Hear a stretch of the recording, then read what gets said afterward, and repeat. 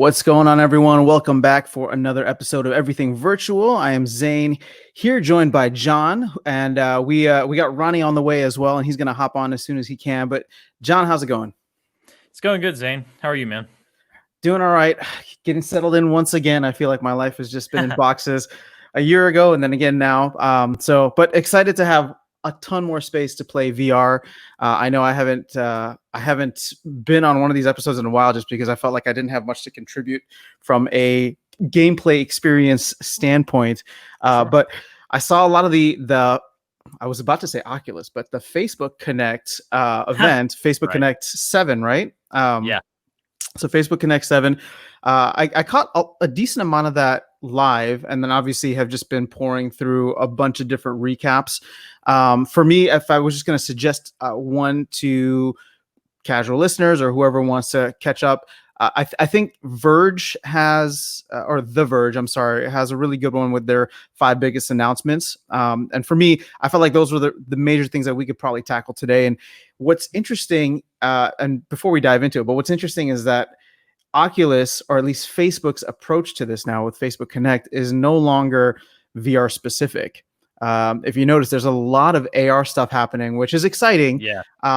This is a VR specific podcast, but I'd like to think that we, at least for me, I'm interested in all, XR across the board. Oh, so, of course. so there's some really, really cool things that they're working on. And obviously we'll zero in on the Oculus specific stuff, but I'm sure we can kind of loop around back to, I think they have the Project Aria, and then, the AR glasses that they're working on with Ray-Ban. So there's quite a few things that are coming down the pipeline for Facebook. And I need to get used to saying Facebook because it seems like they're going through this rebrand, which I think you guys were talking about during one of the previous episodes. Yeah. The last episode, I believe. But Yeah. that's really crazy. And I'm like, I've been pretty bogged down with different things. So I didn't even know about the Ray-Ban thing. That's crazy. Like an AR glasses. Ray-Ban. It was, and just kind of looking at the basics here. We're not really sure what it's going to do yet. We just know that there's a potential, or not a potential, but there is a partnership coming down the line with that. So we'll see once there's more information. But for now, the information we do have is regarding Facebook and Oculus's big announcement on the Quest 2. So yeah. Oh yeah. Quest launched, what is it, spring of last year, and Mhm. we are here in 2020, so about 18 months afterwards. And Quest 2, so I guess the next generation version of this, which you guys had a really good conversation last time about whether it should really be 2 or more of a 1.5, but Right. just for namesake, we're going to go with Quest 2 because that's what they're calling it. It's shipping October 13th, starting at $299. You can, that's for a 64 gig version, and you can get the 256 version for $399. So just comparing it to the previous version 18 months back, the launch price on the most basic model was at $400.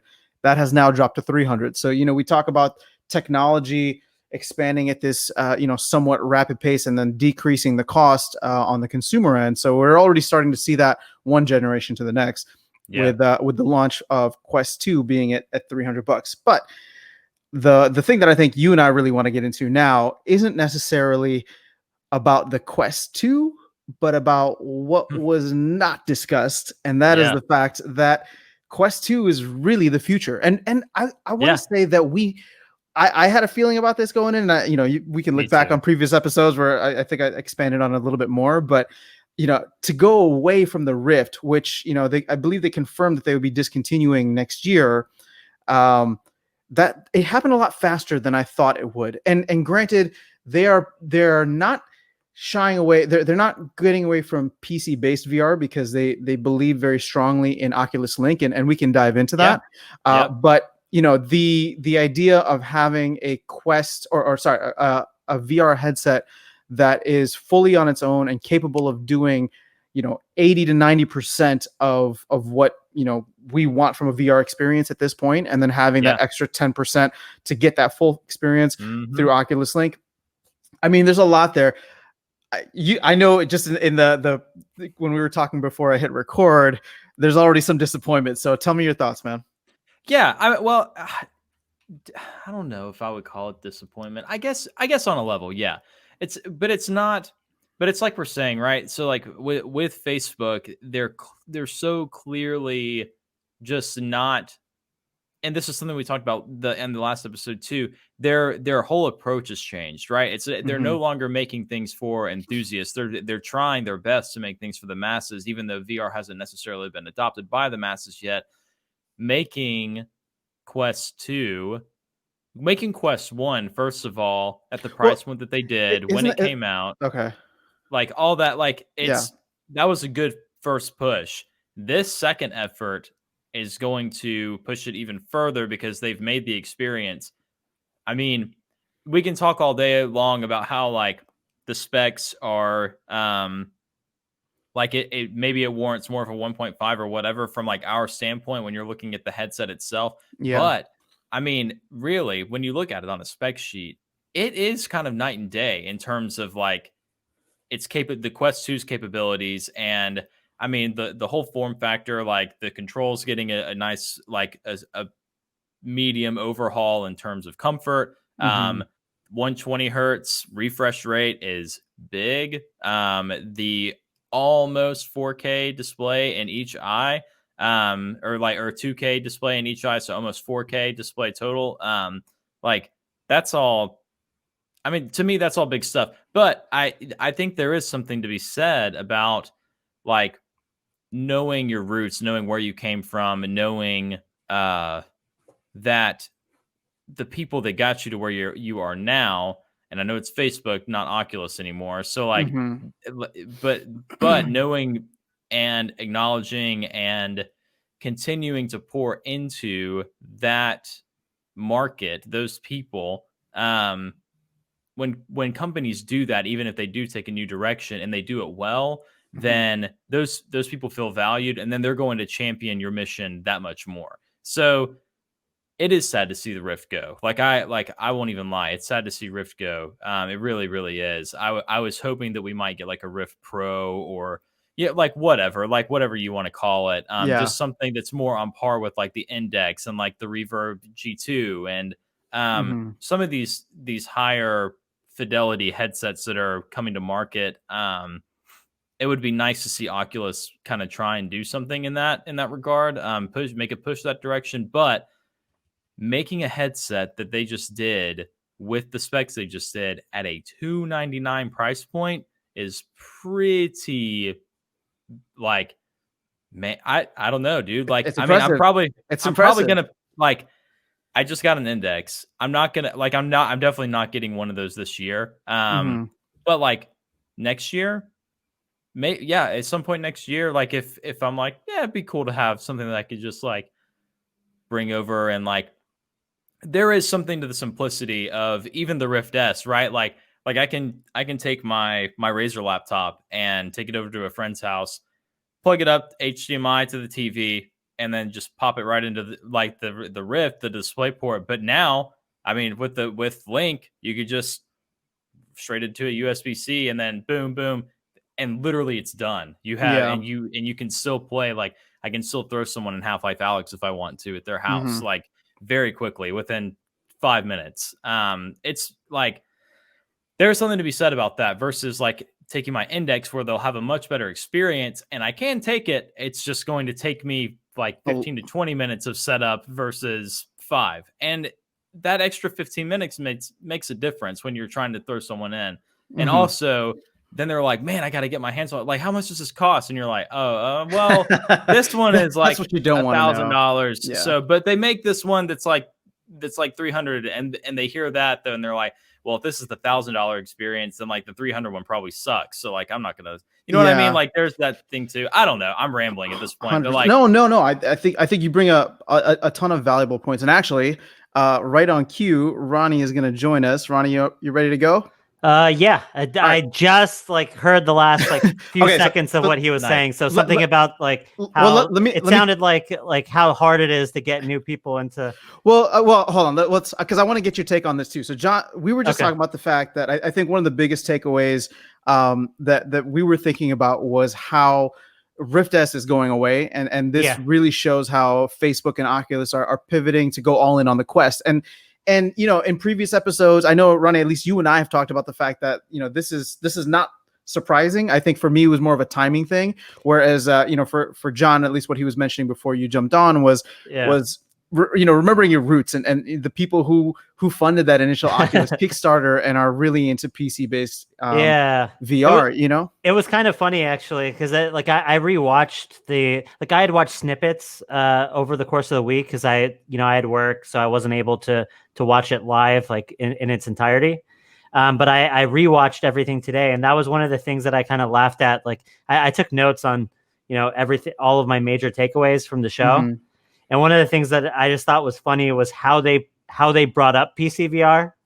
So kind of like, I don't know if you watched it specifically, John, but like, no, I didn't. Okay, so literally like, I mean, in general, I thought the theme of this year's show, and it made sense to me that they renamed it this year after seeing kind of how they put their show together, because watching it from beginning to end, it felt like this year they had a lot of other things that they wanted to share also outside of Oculus. Yeah. So they really used this time to kind of expand. Like I think since Facebook does have this kind of captive audience of people that are really interested in the VR space that come and listen to what they have to say regarding Oculus like every year, this was kind of their opportunity to rebrand, say, look, we're not just about VR and Oculus. Like we have this Facebook Reality Labs brand that now we're going to kind of extend to all of these future facing tech type things that, we hope you guys are just as interested in AR as you have been with our VR offerings.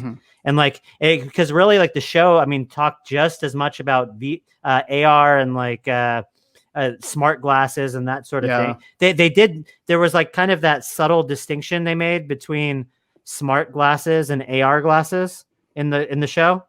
And it sounded like whatever they're planning on releasing next year or in the near future is going to be smart glasses, and that their AR glasses, which are going to be, more future looking, are something more in the distant future.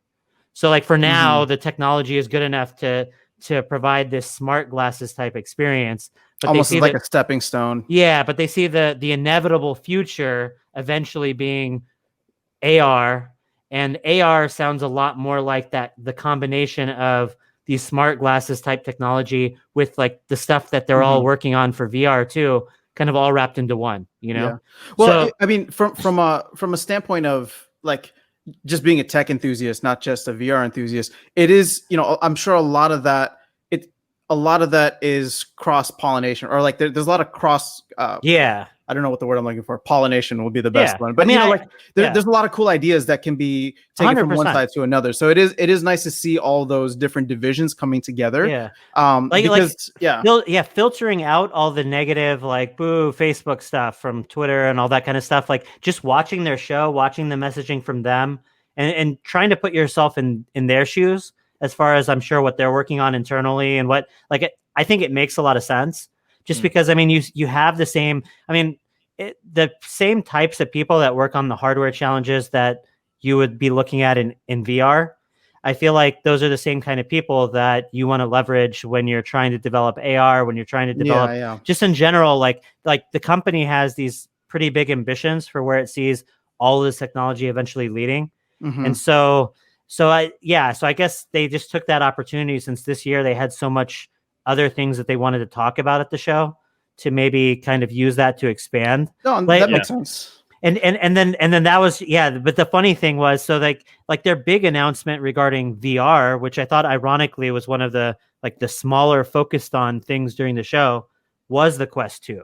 Like the Quest 2 definitely, took a decent chunk of the show, don't get me wrong. But like it was, in general, VR. It was only a piece of the show. It was just a piece of the show. Yeah. And then so the VR portion was really focused on the release of the Quest 2, but more importantly, I think they focused on some of the new software that's coming out. And then that was my long-winded way of getting to, after kind of talking about all the Quest 2 stuff and talking about the software, they said, and what about all of those out there that are really interested in PC VR? Like, I know you guys still, want like the highest end VR experience possible. well, we have something for you too, and it's called the Quest 2. and then they like that was almost exactly how they said it. Like they were like, and all those PC VR users out there, like you guys want the best experience. Like we're releasing the Quest 2. It has higher resolution than the Rift S. You plug that thing into your PC, and it's a better experience than the Rift S. So like you're not missing any. Yeah, but I'm saying, but that was their pivot point on PC VR was like, hey, like we're upgrading both platforms, you guys. Like we're not getting rid of like PC VR. It's just our Quest 2 is so good that it meets the demands of both markets now. So don't worry, guys. I have a question for you guys, because from from the way that our conversations flow, I am not the technical side. I feel like you guys are much more strongly knowledgeable about that. And the thing is, like, if Ronnie, if you hadn't built my computer back a couple of years ago, I probably wouldn't have gotten into VR right before the Quest had launched. So I wanted to ask, just because there are all these terms which I probably should have learned by now, but for me, I'm more just an experienced guy. If it feels good, it feels good, and if I'm enjoying it, I'm enjoying it, right? From a technical standpoint, where do the specs on Quest 2 and John, I don't know, or Ronnie, whichever one of you guys knows or can compare, but from a technical standpoint, where do the specs compare on the Quest 2 to, say, the original Vive, or where the index is now? I can just speak briefly on that. I mean, so I mean, briefly, I think when it comes down to it, as an actual like head-mounted display, I do think like there's some truth to those claims. I think the headset itself, the Quest 2 headset, is better than like the Rift S as a headset. But the thing where you kind of run into trouble, and this is what I'm curious to see, like how helpful the new chipset is, the XR2 platform and everything in the Quest 2, and what this, just because the headset itself like has high resolution displays and great lenses and excellent tracking. It has just the tracking on the Rift S and the original Quest were both great. Just because it's a great head-mounted display, it runs differently based on when that headset is connected directly to the hardware that's running the experience versus when it's in the link cable to your computer. So the best way to explain that is like a standard PC VR headset has a direct connection to the computer that you're playing on, right? So that's what, like, a lot of people, complain about the wire and whatnot, but the wire was really there because of technical reasons. There's a ton of information that needs to get quickly from the sensors on the headset to the computer and back, right? Or to whatever's running the game.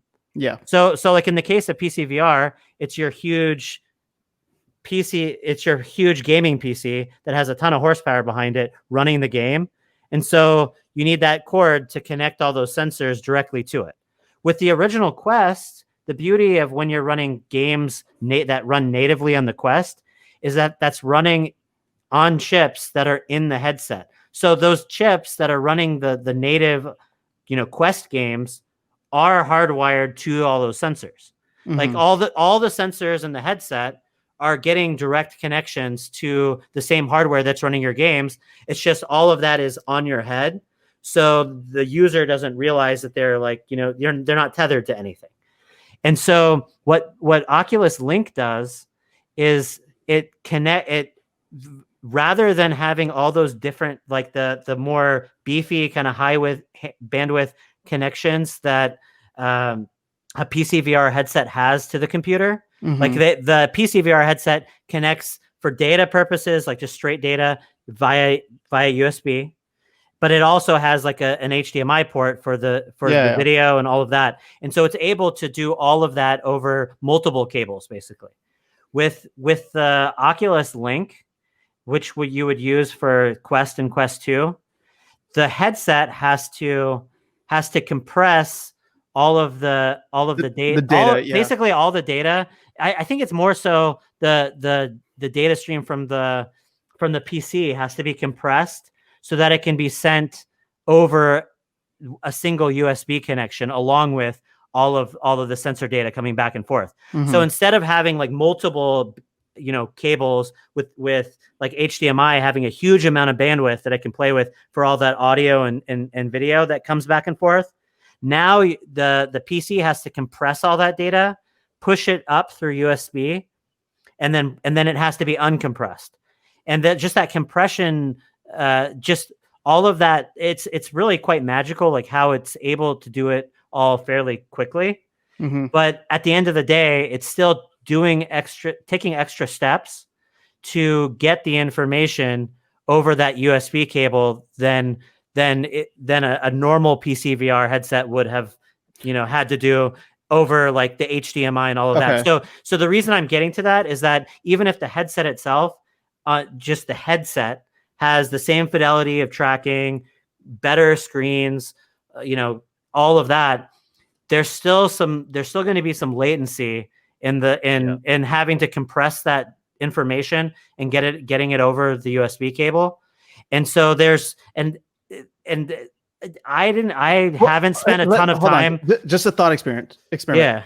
Forget about the link cable. Just do Quest on its own versus the original Vive. Yeah, Quest on its own versus the original Vive. I mean, really, it just comes down to less graphics horsepower. So and less like computational horsepower. So I'd say original Quest versus Vive. I think like the actual lenses and the technology in the actual head-mounted display are better than the Vive in a lot of ways. I mean, minus it has a different form of tracking, but I think it's comparable.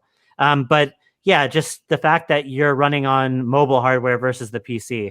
I do think in that sense, it'll be interesting to see where the Quest 2 goes. But like right now, I mean, they're really in the near term, the Quest 2 to me sounds like they're using a lot of the new hardware to be able to run similar types of experiences to the original Quest. But with the new screen, basically it has a new screen that's much higher resolution than what was capable in the original Quest. And just to actually run games on the Quest 2 at the same speed as the Quest 1, it takes double, triple, whatever horsepower to do that. But long term, like I don't know if that's short term, and that's the software not using the full capacity of the XR2 chip. And eventually, like that, for better or worse, something I'll say about Facebook is it doesn't seem like they've been shy on ditching like past hardware. Oh, sorry about that. If the Quest 1, what I'm getting at is early on, Quest 1 and Quest 2, I think are going to be very similar. It's possible that over the length of the Quest 2's lifespan, Facebook will eventually focus more on the Quest 2 and make software that takes more, takes advantage of its capabilities. And at that point, maybe the Quest 2 will be a lot better than the Quest 1. But right now, I think of it as more of just like a higher fidelity version of the Quest 1. I guess what I was trying to get at in a broader sense was, Quest 1, Quest 2, Quest 1 versus Quest 2, but then Quest 2 versus where we're at with PC-based VR headsets. I'm just curious, how many generations away are we from reaching same or similar level of experience? Yeah, you know what I mean. Like without taking technical details into state. I'd say we're still taking technical details because I guess the point that I'm trying to make here is we have much less information than what Facebook or HTC or Valve are sharing, right? Like there's a lot of stuff that's happening deep in their research labs. And to me, what I'm wondering is in their minds, if we're just trying to project it and see what they're thinking, are we 1 or 2, generations away? And when I say 2 generations, we're seeing a generation here have an 18-month life cycle, right? So like, are we 3 years away from standalone VR being at the same level of experience, fidelity, technical, all that stuff?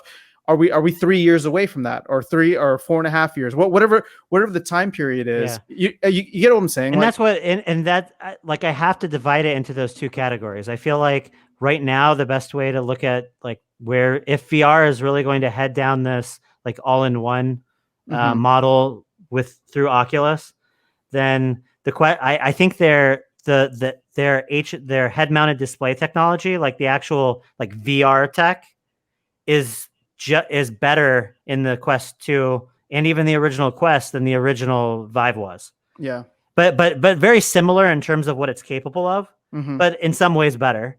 But then because it has to run on hardware in the headset, it's still behind, I think, what a VR capable PC was back when the original Vive came out. But that's not to say that, I mean, a lot of the coolest experiences that came out with the original Vive aren't super graphically intensive, or like they can run great on the Quest. A good example, like Space Pirate Trainer is like one of the ones that comes to mind. Like you can play that, and yeah, it doesn't look as good, of course, on a Quest as opposed to a PC, but it still plays. Like you can still have that same experience. Same thing with like a lot of the things that we tried out with the Vive back in the day. Like you can get most of that experience on the Quest or Quest 2. And I'd say, yeah, go ahead. I'll even take it a step further. I mean, like having something like Vader Immortal on Quest, running independently on Quest away from a PC, having an experience that's that fleshed out and that story driven is really, really impressive. Yeah. And I mean, in terms of like how many years or whatever, and again, this is all speculation, opinion, whatever. It seems like the trend would be probably 3-4 years until we're able to play like Half-Life Alyx on a completely independent headset. Yeah. Now, and to Ronnie's point, like whether or not I think at that point it's going to be maybe if we move VR completely away from a PC, right? Maybe we're untethered at this point, right? Like we're able to have the power of like a 3080 or something, or the equivalent inside a headset via some level of maybe streaming gets to be to the point where there's like zero latency, or it's so like you can dismiss it so easily, like you would never even notice that there is any latency or something like that. And the compression is to a point as well where you're not seeing it. Like you know what I'm saying? Like the experience is there, but the hardware, like the actual hardware on whatever you're wearing on the HMD, doesn't have to necessarily have a ton of horsepower or whatever at that point. Just because we're at a different stage in terms of like streaming and all that sort of stuff too. I know people have discounted that right now. Things like Stadia are not doing too well, right? Like no one's going out and buying Stadia to play like Marvel's Avengers. But like, it's still like the fact that it exists says that tech is probably going to get better and better too. So I think there's a lot of different avenues that this train can roll and go down, but where it'll land, it'll be interesting to see. Right now, it does at least seem like, and this is kind of what I was getting at earlier, it does seem like Facebook Reality Labs are moving a direction that's going to be more geared towards like the future, like whatever that looks like. What will be interesting to me is seeing like Valve come out with an untethered index, and they're like, hey, this is our untethered index, and guess what? It's inside out tracking, and guess what? You can use knuckle controllers and you have full finger tracking, but it's not like Oculus's stupid hand tracking. You still have like control. You can still walk and you can still click a button and shoot things. But you still have your hands. Like, I don't know. Like, again, like we're not there yet. They haven't done that. But to your point, Zane, like where would I rank Quest 2 compared to even like an original Vive? I mean, the Vive, if we're just comparing, like the Vive itself when it came out was like top tier, and that's only 4 years ago. That was like peak experience. Yep. So when it came out, what, like $700 to make it, like, to get the Vive and the wands and everything, the base stations, the whole kit. Now when you compare it to the Quest, granted, you have like the audio is not even we're not even talking about audio, right? Like the like the audio on Quest and stuff is like abysmal. It really is when you compare it to basically any other headset, bar maybe some of the Windows mixed reality headsets. But when you compare it to specifically the Index, which I know it probably costs something to put those little speakers on there, but I bet it's relatively negligible in like the grand scheme of things. Like, man, that even having that as like an add-on, like a possibility to throw on the Quest 2, anything like that would have been like, man, if they would have added something like that, I'd have been in. I don't know if you saw it, but like they do, like Facebook does seem to be like kind of they noticed, I think, some of the some of the aftermarket peripherals and stuff that people came up with the Quest. Yeah. So they announced like alongside. So they obviously have the $299 and $399 price points for the Quest 2. Yeah. But then you can get now they're having what's essentially like a deluxe, like a premium strap, which is basic, but it doesn't have headphones built onto it. So it's kind of like the deluxe audio strap that a lot of people were attaching. They were attaching to their Quest, like from the Vive, because tons of people were doing that. It looks very similar to that, only it doesn't have the headphones on it. And then and then in addition to that, they also have one that has a battery pack built into the back. That's so cool. It kind of reminds me of like the counterweight stuff that you saw some people doing. Yep. And then and so each of those is like, if you want the special headset, which I've been reading, like most of the people that have been reviewing the products are saying like, oh yeah, you have to have the premium strap. Like it's the new strap on the Quest 2 that comes with it. It's way worse than the one that came with the Quest 1. So like you definitely need the premium strap. So that's $50. And then so we're at $350 and $450. So you're basically at $350 and $450. For anyone that really uses the premium experience. What I've heard, I mean, and this is kind of like, if you're going to be spending more than 20 minutes in VR, you really need the premium head strap. And then so the other thing that I thought was interesting is that it seems like they have some kind of a partnership with Logitech. So they showed off a couple of things with Logitech. Like one of the things that I thought was cool was during their like Infinite workplace demo or whatever, like they were showing basically some workplace software in VR that you can use to have like multi-screen setups and that sort of thing. And one of the things that they showed that was pretty cool, I'm curious to see how it works, like is a Logitech keyboard that you can actually see in VR. Yeah, I did see that.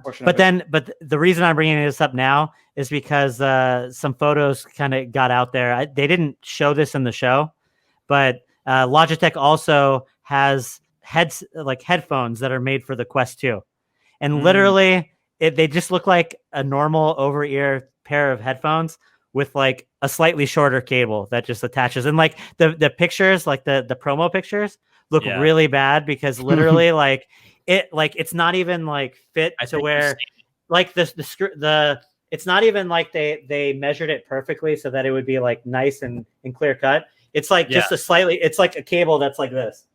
And they're like, yeah, look at these new official, and you're like, so somebody dropped the ball in terms of coming up with like a premium audio solution for this thing. I don't know. Like supposedly the speakers are like a few dB louder or something, but everyone that I've heard talk about the sound just basically says it's the same as the Quest, which boo. But, of course it is. I mean, yeah, but it's kind of cool. Like, it's cool that it's hidden. It's cool that it's there and it works. But like, yeah. Like I remember, but I do remember. I remember like throwing a buddy into Alex on my Rift S when I still had it, and they were like, I left the headphones off initially, and I was like, if you really want to be in, I need to give you some headphones. And he was like, okay, yeah, do it. And then like 10 minutes later with headphones on, he like, did one of these and was like, this is infinitely better. And I was like, yeah, it is. I know. So like there is that. I'm sure that team, like my guess is that because I mean, I'm sure there's like a lot of talented people on the audio team of the headset. I bet you they were given like a minuscule price point or something that like, all right, out of all the things on this headset, like, what are the things for whatever reason, they probably give them a tiny amount of cost per unit to work with audio on. And I bet you those people are like, man, what are we supposed to do with this? Like, right. I do want to throw out one more theory-ish out there with what's happening. Rift was good, Rift S was great last year when it launched, but it was nothing compared to the Index, right? What if Facebook is just putting all their money with where their strengths are at? And I just want to get your thoughts on this, because it's like, when it comes to PC-based VR, we don't know what HTC has coming down the line, but there, aside from the Index, there are a ton of other headsets out there that are focused on PC-based gaming. Whereas right now, we talk about a hypothetical tetherless Index, but it's not here yet. And Facebook is totally dominating the space. So why not go all in and then leave that Oculus Link available so that people can still have those experiences and not feel left out? Yeah. No, I'm sure they're doing it. I mean, you know what I mean? If you look at where they're pouring their resources. And if you look at just like in terms of Oculus sales, like obviously the Quest store has done, like the Quest software has sold so much better than the Rift software ever did. Mm-hmm. So well, like I sorry, real fast. Like this was a gripe because when I did get home from work, I was like wanting to hop in, and I was like, oh man, I'll get in on Venues, and then I was like, I can't. There's no Venues app for Rift. I was like, what? Why? What sense does that make? Yeah. I was like, that really rubbed me the wrong way. I was like, what the heck? Ironically, like I wonder how much truth there is to this, but I just know as a PC VR user myself, before the Quest existed, if I ever had the choice of buying from the Oculus store or Steam, I would always buy Steam. Always. Yep. And then when the Quest came out and I had a Quest, the shift started going, well, like if it's going to support PC and Quest, unless I really need it for my want it natively supported on the Index, like I would more often than not start buying it on the Oculus store, because then I could use both. Use it anywhere, essentially. Yeah. Yeah. And essentially, I mean, anytime I'd really be using my when I was on the PC, I'd usually be using a different headset, and just surely, the Quest is kind of what made me get more into the Oculus platform. And I just wonder if, from their metric side of things, that was made loud and clear, and they realize they're losing people, like as far as like Steam sales are concerned. Like the more they focus on PC, like the more maybe people go to other headsets and all that kind of thing. I don't know. But because the Quest is like their Apple-like device where they don't have to worry about any competition or any, like they have complete control over everything. And like, I don't know. So maybe just like, everybody looked at, man, they're playing nice with PC VR in terms of like letting everybody kind of like they let Revive survive and operate with it and all that kind of stuff. And maybe all of that was just them conceding that, all right, we can't control the PC space. So maybe the sooner we can make our own space that we can control, the better.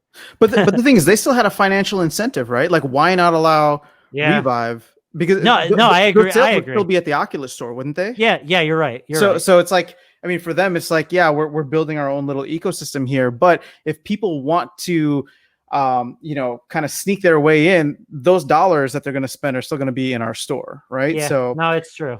Okay, so I know we'll probably need to wrap up in a little bit, and I just wanted to shift and get you guys' perspective on, to me, one of the other big takeaways, because we're very gaming focused here on this show, but I think the implications of VR have always been very far reaching for the long term. And I don't know how much you guys saw about the the stuff within Facebook Connect about really pushing this as a business tool and having, I'm trying to look for the term that they were using here, but it's like an unlimited desk or something like that. And they had some really good, just videos kind of showing what that would look like. To me, it still seems a little clunky, but it's exactly what I envisioned the future would look like, right? Like it's not there yet necessarily, but the whole bringing the Logitech keyboard in, having all these, multiple monitors in whatever space and being able to copy paste things back and forth, like that's where we're getting to the Iron Man level of what. Just moving things. Yeah, exactly. Me personally, because I just watched the whole show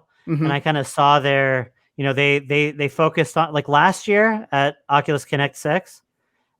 Michael Abrash kind of did his talk about the future, Office, and that was mostly, he mostly talked about VR stuff.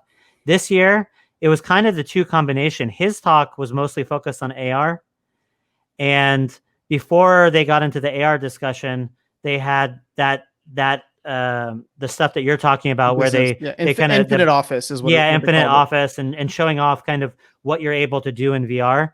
I mean, to me, I think it's looking more and more like VR office productivity is going to be kind of the first real step into getting that stuff working until it can be a workable solution in AR. Mm-hmm. Like I think that stuff, it's like the middle, like kind of like I was saying with smart glasses versus what they're dubbing as their AR solution or AR glasses. Yeah. It's like smart glasses is kind of like Google Glass, like just finding a way to get information in front of you without having to look down at a device, but it's not really going to be as interactive.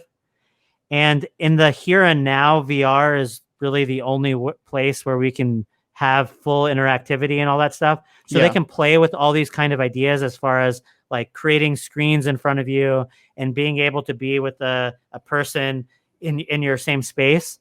The AR discussion is where it sounded like that technology that would be figured out in VR would eventually be figured out so that it could just live with us in the real world. And that's like kind of the final end game. Because like they were talking like the AR stuff, like a lot of these same technologies that they're going to have to develop for the VR interactions, like directional audio and like being able, like all the same kind of things that they talk about with presence in VR, like being able to have your coworkers feel like they're in a space with you, and all the problems that come along with that.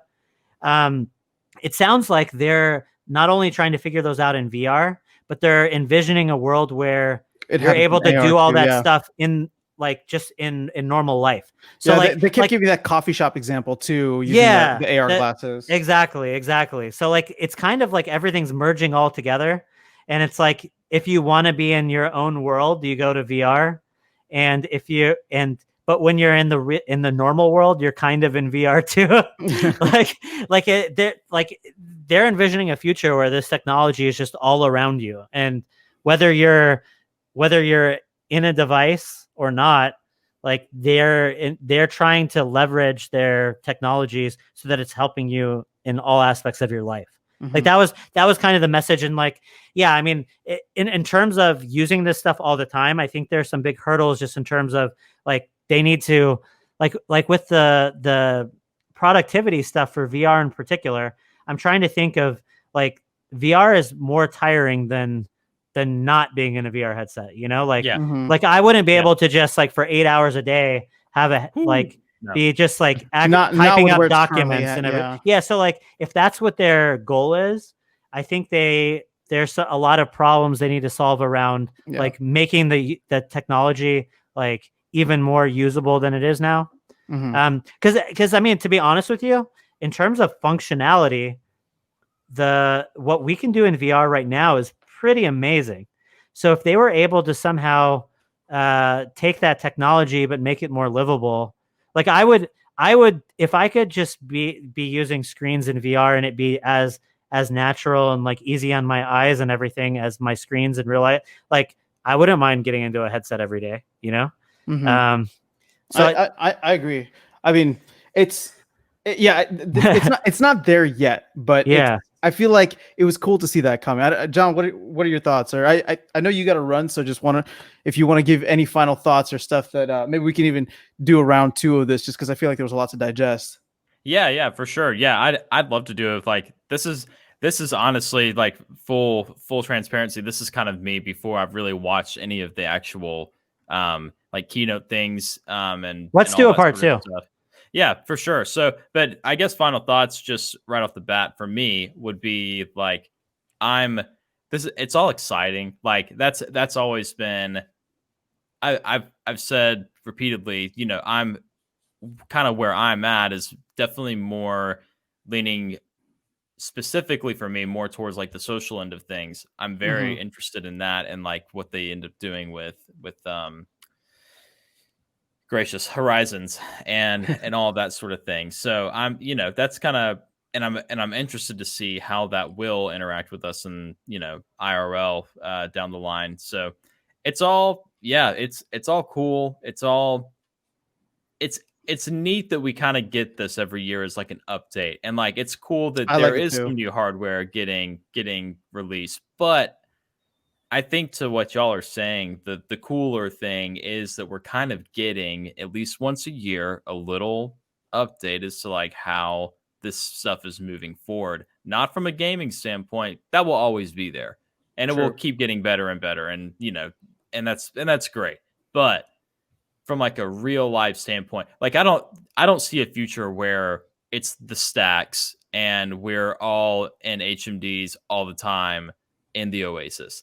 That's just if it got to that level, like on a tech end of things, it would be interacting with you in a real world scale too. That's like, you know what I mean? Like that's just not really feasible. It makes for a cool story, makes for a cool movie, but this is like kind of what we're talking about is a lot more interesting in terms of how it's actually going to be affecting us. Yeah, I think for technology to live with you, it ends up being more subtle, but also infinitely more usable, like useful. Yeah.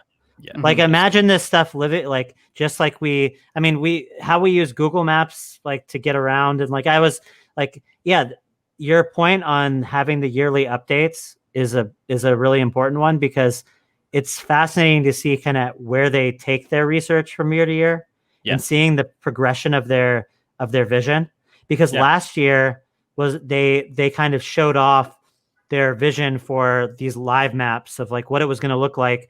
To like, you got a hint that they had this idea that we'd start mapping out internal spaces of buildings and everything, and it would be like interior of Google Maps. Like, man, in the future, we're going to have all interior spaces mapped out as well as outside spaces, and you're going to be able to get so much data on these future AR smart glasses by doing all that.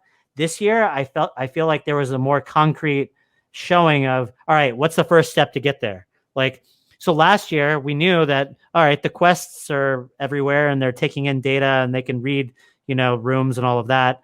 Here's this far out future idea. This year they showed this Project Aria thing where that was like their first step to actually realizing that. So anyways, let's talk more about this on part two of the part two. John, you got to run. Yeah. Okay, just want to give you a farewell. Ronnie and I will wrap this one up. Awesome. Yeah. Sounds good, guys. All right, see you later, John. Good chat.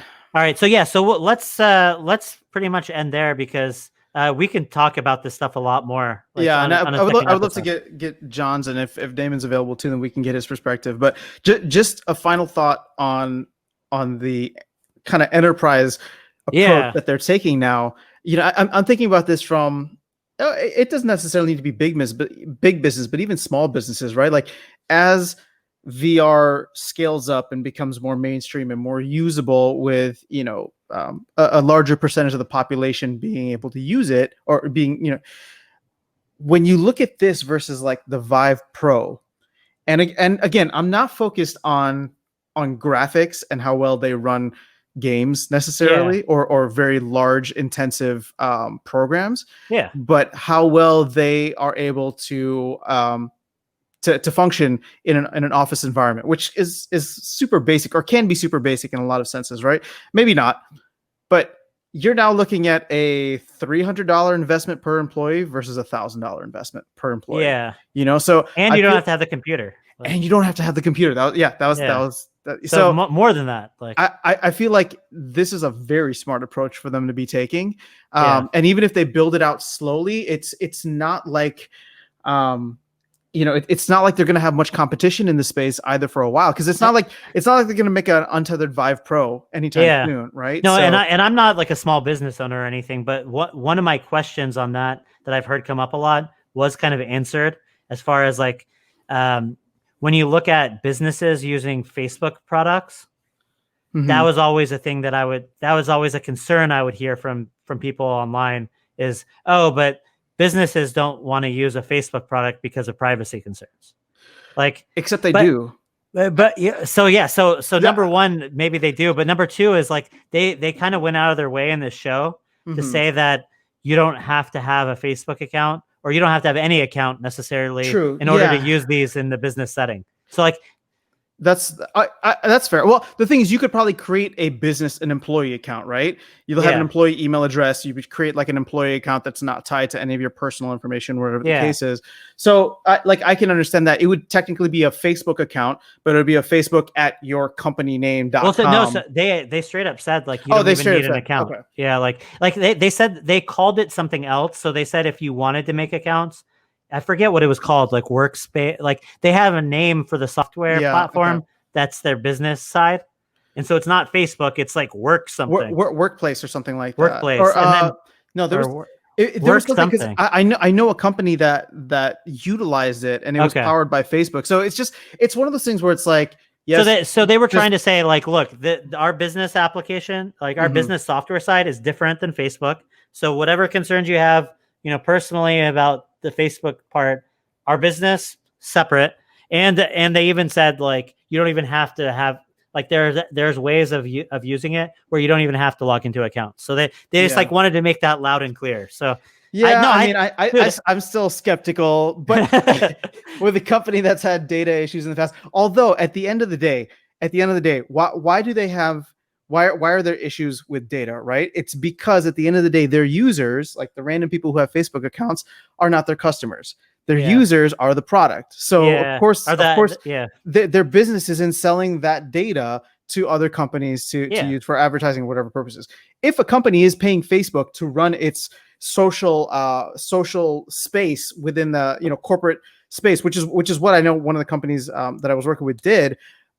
If they do that, then that company is the customer, right? So I would expect a different approach, a different behavior in how you handle that relationship. So I can understand where they're coming from, but no, I mean, it makes sense from there. But like some of this discussion has me interested in to see what approach Apple takes, because Apple is like the inverse of that, where it's all about privacy and it's all like they're selling products to their customers, so it's a little bit different. So, but sorry, go finish. I was just gonna say it, but like, Facebook's approach though, at the same time, like even if they're using their like the people that use Facebook to get more data and all of that. I mean, as far as like finding ways of building live data maps and all this kind of stuff, I mean, it's a pretty good way of like bridging the gap to the future. No, I agree 100%. And we didn't even dive into the AR stuff. I think that'd be fun for us to do in a round two of this. And I just want to mention this now so that hopefully I'll remember to talk about it further and we can kind of discuss it. But, the thought dawned on me as I was watching their AR portion and how, what they're trying to do with that, with making these AR glasses kind of a part of your everyday life and experience. And we already know from internal documents or internal releases or leaks at Apple that this is, they're trying to make this the next smartphone, right? Like they want this to replace the smartphone. And so the thought came to me that like, okay, Facebook is working on these glasses. And the thing is like, the best way I can put it is that like, AR glasses are only AR glasses until they're not. And the way that makes sense is when I parallel it to an iPod is just an iPod until it's not, until it has phone capabilities built in, right? So like we're thinking about these AR glasses about like how cool they are or where VR is, but it's just like if at some point you're able to combine a whole other aspect, right? Like as it was, Apple changed the game completely with iPods because we went away from physical CDs to this digital format with MP3s. And then 7-8 years after that, they took that same iPod, revolutionary device, and put an earphone and a speaker in there, and we're like, oh, you can now talk on this. You know what I mean? So I'm just trying to think like further out, like what would Facebook's, what does the trajectory for Facebook look like, knowing that Apple is going down the same road and knowing what Apple's goals are, right? See, to me, that like the from as an outsider kind of looking at both of these companies and what their strengths and weaknesses are, I feel like Facebook has to be like, if they're looking at like getting into this space before Apple, like I remember hearing about like basically like Facebook kind of dropped the ball when it came to like the mobile era and like all of this stuff. And when Zuckerberg saw Oculus and saw VR for the first time, he saw that as, man, this is the future platform. This is the future, yep. I'm not going to miss out on this boat. And I think what Facebook does that is different than Apple is the same network that people don't always love about, like the way that it connects people. Like Facebook is all about connection, hence like the Connect conference, social aspect. Yeah, it has to be like that's their competitive advantage in this AR space is bringing people together. Agreed. So I guess that's my thought on that is we could dive further into it, but but I think that's what like bringing like their move to bring Oculus to like, or make like kind of merge Facebook with Oculus and all of those, like it makes so much sense because really their competitive advantage once everybody's in the space, I think is going to be what they've developed, like their understanding of what they've developed during this period of using VR. And it's going to be in their social network. I think it's like, how do we utilize that to have some kind of a competitive advantage? And I agree. Well, okay. I think I found a better way to kind of frame it. Right. And again, these are just like thought experiments. So like not necessarily like we can speculate on it, but that's all that we can really do. But I guess what I'm trying to get at is right now, when you look at phones, for example, right? Because like everybody's got a phone. It's like the lifeline for most people. They live their lives on it and through it, for better or for worse. But you have Apple, from a software perspective, you have Apple and Android. And then from a physical perspective, you have Apple, Samsung, LG, all these other. But like Apple is king in the sense because they own the hardware and the software. I guess what I'm trying to get at is that when the next wave of what cell phones or what personal devices will be, Apple's still going to be there because we know they're working on it. They have the cash to do it. So Apple's going to have their XR glasses or whatever glasses and their software and their hardware. But I wonder if there'll be a new player in the space with a Oculus headset and a Horizon software. Do you know what I'm saying? Like where they have that vertical integration. So here's the thing. The vibe I keep getting from like one of the things that struck me the most is like, holy crap, I see the future now. Last year's conference. And then again, they talked about it here and it's important. Like they mention it a lot, but I think it's really critical to their future. I get the idea that this live map thing could be really, really important to Facebook. Like, so kind of like what you're saying with like, I'm trying to analogize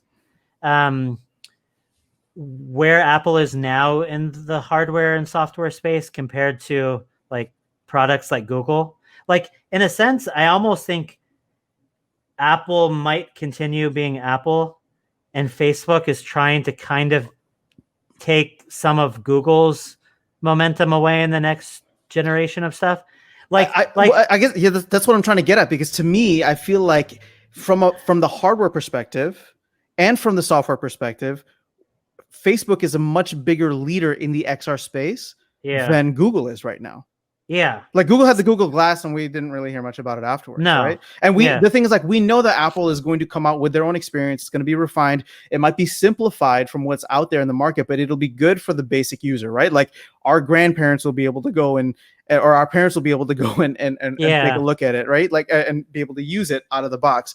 I guess what I'm trying to get at is that, like, I think not necessarily that there'll be a competitor to Apple, Although that's not necessarily a bad thing, but I think that they will have a very similar business model to Apple, where they will have that vertical integration across software and hardware. You think Google? You think Facebook will? Facebook will, yeah, because they're investing in the hardware already. The hardware is $300, right? Yeah, and we know that the software, they're building those platforms behind it. So to me, it's just interesting because Apple has this huge fan base of people who like their products and the ecosystem that it has, and the machines just run well because it's the hardware and the software, combined, or very, very intuitive. So to me, I just feel like if Facebook enters that space, and if glasses are the next personal device for us, then they will be a huge competitor to Apple. But like you said, they will probably take a lot of that market share. If I was Google, I would be very worried right now, because once Apple launches and people are like, well, I don't need a phone anymore,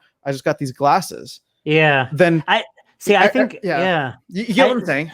No, I totally get what you're saying. And that's what, like, maybe just all this technology is just so early now that it's like hard to kind of see its final form. Oh yeah, 100%.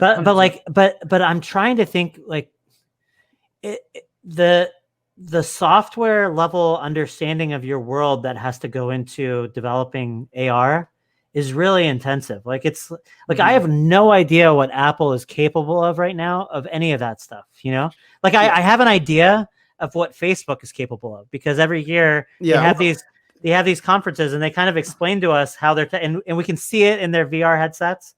We see these cameras that can map out the world around you, and like you get an idea of where it's heading. I have no idea what Apple's doing. Yeah, what their capability is. And that's why I don't know, like, to what extent, like, if I'm Facebook and I'm able to collect data in a way that, like, Apple doesn't, is there a future where there's going to be multiple AR platforms that all feed off of, like, a Facebook platform? Like right now, I have an iPhone, but my iPhone I'm constantly using Google services on it, like Google Maps and all these kind of things to make it be able to do everything that it does, Well, well, here's the thing. I feel like, and we've said this from the beginning, Oculus is taking a very closed wall off approach to this, the same way that Apple does with their products, right? Yeah. So then how does that exactly work out? Yeah, I don't know. Like, so all I'm saying is that in the next, I guess the basic thing that I'm trying to get at is that in the next generation of personal devices, right now you have two giants with Apple and Google, right? From a software perspective. And then when it goes down from there, Google has shared their software side with a bunch of manufacturers, like sure, LG, Samsung, whatever. They have like an open platform, and Apple doesn't. To me, Facebook represents the same. So when we get to that next level of personal devices, we know now, based on the Facebook Connect, that Facebook is working on something similar, right? And we know that Apple, through their leaked documents, is working on a very parallel track to that. So to me, as it stands right now, those are the two giants of the next personal device revolution.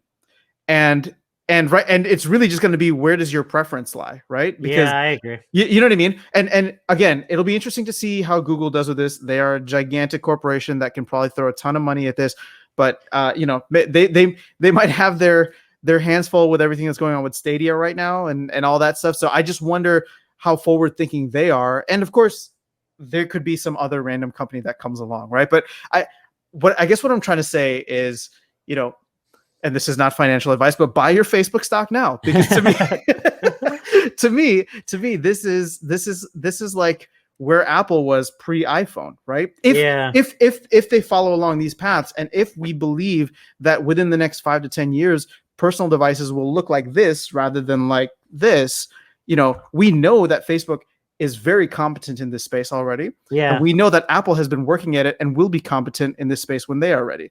Yeah. We don't really know about anybody else. Yeah. So I agree with you. That's all I'm saying. To me, it's very it's very complicated. It's so different. Like I guess it's a lot of AI and a lot of, I don't know.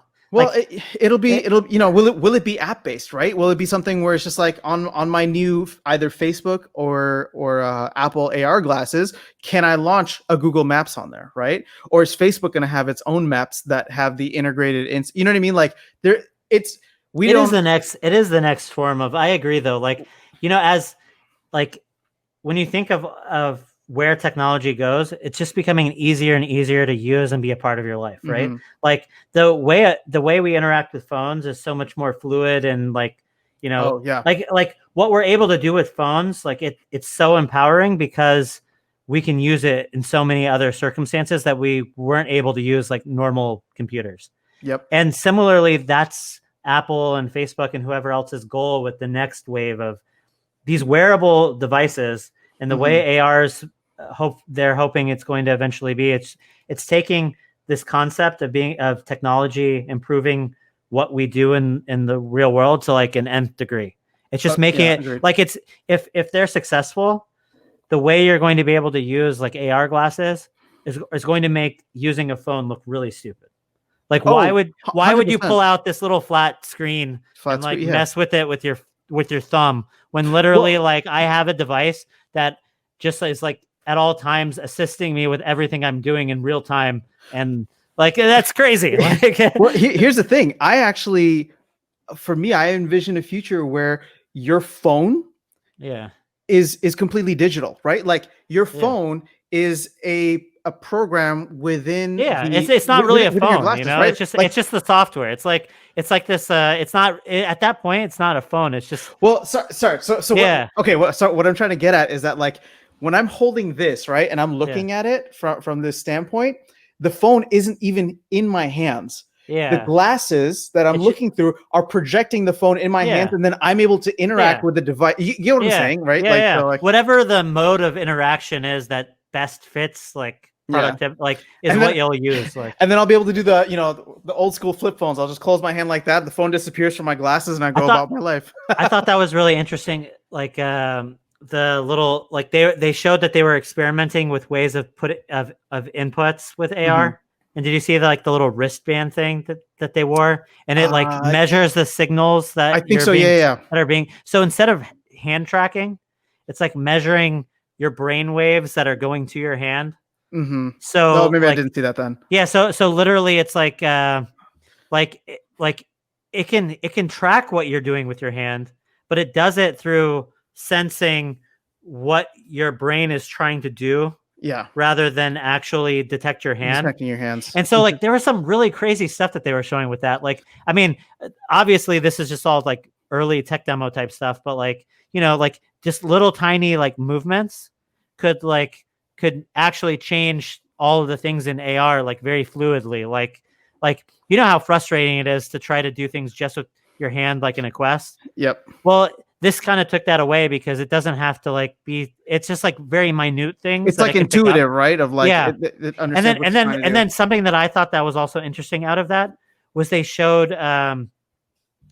this was kind of a crazy concept to me, but they were saying how like in certain apps you could have 6 fingers instead of 5, and apparently like they're experimenting with how flexible the brain is of being able to like in VR. Yeah, in VR, seeing that you have 6 fingers and the brain getting used to controlling a 6 finger with like normal movement type like signals. Yeah. And the example they showed of where they think that could be successful is they showed someone that was born with only like a couple of fingers.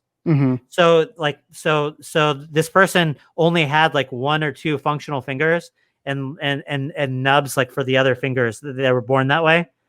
And they said within 5 minutes of being in the software, they were able to control a hand in VR. Well, do they have? Is their other hand okay? Because then they have a frame of reference for that. If they have that might be that might be true. But again, I mean, it was just interesting that they're like looking at that stuff. Yeah, and to me, I do believe that the human brain is capable of adapting very quickly, right? Like it's just a matter of repetition and understanding. But there's so much stuff. Let's go ahead and wrap up here, and we can definitely do a round 2. Okay. Because I think I think it'd be fun to do a round 2 on actually the non-Oculus based stuff. Cause again, obviously we've been a VR focused show, but we definitely love talking about, just all types of mixed reality XR. Right. So like, I think a lot of this stuff will interweave throughout the future. And I think it's fun for us to focus on. So we'll go ahead and wrap this up here. And I think that's it. All right, guys. So this will be coming out on Monday. So have a great rest of your week, and we'll be back with you for another episode very soon. All right. Take care.